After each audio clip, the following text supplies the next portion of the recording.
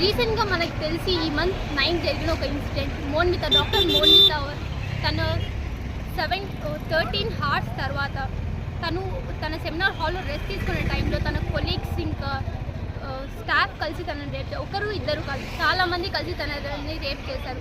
తన బాడీ నుంచి 150 ml of sperms అనేది కలెక్ట్ అయింది. అది ఒక్క 1 or 2 బాయ్స్ నుంచి వచ్చేది కాదు. అండ్ సెకండ్ ఇది ఇండిపెండెన్స్ డే రోజు 15th ఇండిపెండెన్స్ డే అందరం ఇండిపెండెన్స్ డే జరుపుకున్నాం. కానీ అందరికీ తెలియని ఒక విషయం, ఉత్తరాఖండ్లో ఒక నర్స్ని మన 78th ఇండిపెండెన్స్ డే రోజు రేప్ చేశారు. అండ్ రీసెంట్గా ఒక 3rd క్లాస్ అమ్మాయిని ఒక 9th క్లాస్ అబ్బాయి వాష్రూమ్లో రేప్ చేశాడు. ఇది నిజమైన ఇండిపెండెన్సా? ఇదే స్వేచ్ఛన? స్వేచ్ఛ ఇండిపెండెన్స్ అని 1947లో చాలా మంది పోరాడారు. కానీ ఇలాంటి స్వేచ్ఛ కోసం అయితే కాదు. ఒక అమ్మాయి బయటకు వెళ్ళి చదవాలన్నా ఒక టీచర్ ముసుగులో ఒకరు, ఫ్రెండ్స్ ముసుగులో ఒకరు, ఇంకా రిలేటివ్స్ ముసుగులో ఒకరు, ఇలా ప్రతి ఒక్క దీంట్లో ఒక అమ్మాయికి సేఫ్టీ లేకపోతే ఇంకేం. ఈరోజు మనకందరికీ తెలిసి ఇది రక్షాబంధన్ రోజు. ఒక చెల్లి తన అన్నకి తమ్ముడి కన్నా తనని సురక్షితంగా చూసుకోవాలి, తను సురక్షితంగా ఉండాలి. తన అన్నాన్ని రాఖీ కట్టదే కానీ ఆ అన్న దగ్గర కూడా ఒక చెల్లికి రక్షణ లేకుండా పోయింది. I'm Nazira from in MBR Degree College, Palapur. First of all, you all know that we are gathered here for knowing that there is a Calcutta murder rape case which has taken all the country, and also it has become the national wide issue. That this girl, that is 31 years old trainee who has lost her life and has considered as RM Jekar, this hospital and her hospital and college as her second home.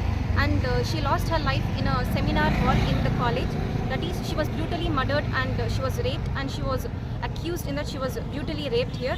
And first of all, they said Beti Padhao, Beti Bachao. Here the Beti, that is the daughter itself, that is she is reading, she is making herself, she is making her right, she is taking her right, that is right to vote, right to study, she is right to freedom. Each and everything is there, but still she is not even getting that ability to walk on road. Like she can't walk on road very promptly, that she don't have that safety. And I ensure that the government has to give this justice as soon as possible, and as the justice is denied, the justice will be delayed.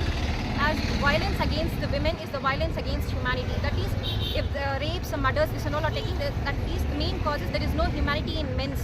That is, first of all, we have to see that we have to ensure that there is no murder, no eve teasing, no rapes, this and all incident. It should be stopped as soon as possible. Okay. నమస్కారం అండి.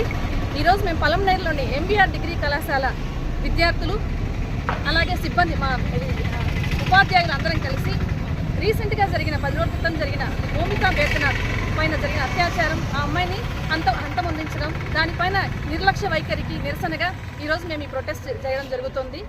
ఇది దేశంలో ఒక అమ్మాయితోనే కాదు, బయటకు వస్తున్న 1-2 అయితే వందల సంఖ్యలో, వేల సంఖ్యలో తెలియకుండా చాలా జరుగుతున్నాయి. చాలామంది ఆడపిల్లలు వీటికి బలవుతున్నారు. దీనికి ఖచ్చితంగా న్యాయం జరగాలి. ప్రతి ఒక్కరిలో ఒక వైద్య విద్యార్థికి అన్యాయం జరిగినప్పుడు వైద్యులు మాత్రమే ముందుకు రావడం, ఒక కమ్యూనిటీకి అన్యాయం జరిగితే ఆ కమ్యూనిటీ వాళ్ళు మాత్రమే వచ్చి సంఘీభావం తెలియజేయడం, ప్రొటెస్ట్ చేయడం కరెక్ట్ కాదు. సమాజంలో ఉన్న ప్రతి ఒక్కరూ దీన్ని ఖండించాలి. ప్రతి ఒక్క విద్యార్థి, ప్రతి ఒక్క తల్లిదండ్రులు ముందుకు రావాలి. ఇలాంటివి జరగకుండా కట్టుదిట్టం చేయాలి. ప్రభుత్వాలు దీన్ని ఖచ్చితంగా కఠిన చర్యలు అవలంబించాలి. అదేవిధంగా మనది చాలా పెద్ద దేశం, ఎక్కువ మోస్ట్ పాపులస్ కంట్రీ.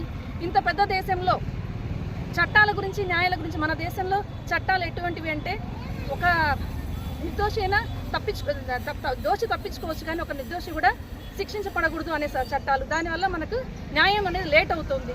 దీన్ని న్యాయపరంగా ఒకటే ఆలోచించకుండా ప్రభుత్వాల మీద మాత్రమే వదిలేయకుండా కళాశాలలు, పాఠశాలలు, తల్లిదండ్రులు ప్రతి ఒక్కరూ దీనికి బాధ్యత వహించి ప్రతి ఒక్కరూ వాళ్ళ అబ్బాయిల్ని, ఆడపిల్లలు ఎలా మెలగాలో నేర్పిస్తున్నారు. అదేవిధంగా మగపిల్లలు ఎలా వెలగాలి, ఆడపిల్లలకు ఎలా గౌరవం ఇవ్వాలో కూడా నేర్పించాల్సిన బాధ్యత సమాజంలో ప్రతి ఒక్కరిపైన ఉంది. కాలేజ్ యాజమాన్యంగా మా బాధ్యతగా మా పిల్లలందరినీ ఆ విధంగా అవేర్నెస్ తీసుకురావడం, సమాజంలో మా ఊర్లో చుట్టుపక్కల కనీసం మా వంతుగా ఊర్లో వాళ్ళందరికీ అవేర్నెస్ క్రియేట్ చేయాలనుకుంటున్నాము. ఈ సందర్భంగా నేను ప్రతి ఒక్కరికి అభ్యర్థిస్తున్నాను.